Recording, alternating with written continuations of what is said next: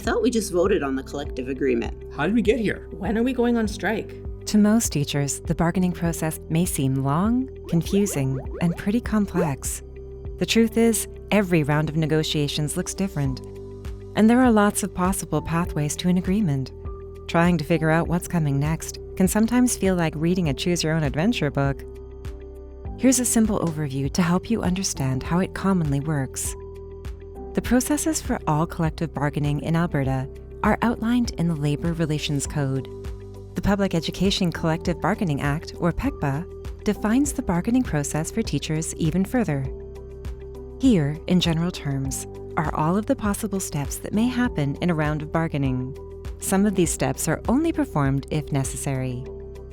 Preparations, opening proposal, negotiations, mediation, impasse, dispute, resolution, ratification, agreement.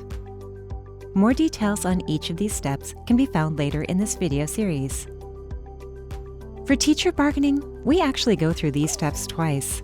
That's because our process includes a phase for central bargaining that affects all school divisions across the province, followed by a second phase for local bargaining, where each individual school division conducts negotiation on local matters.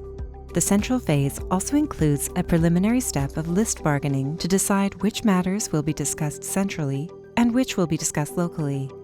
Matters on one list cannot be discussed at the other table, and matters not included at the start cannot be introduced later.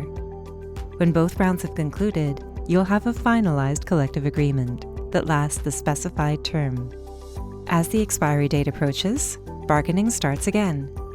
Often, your agreement will expire before a new one is reached.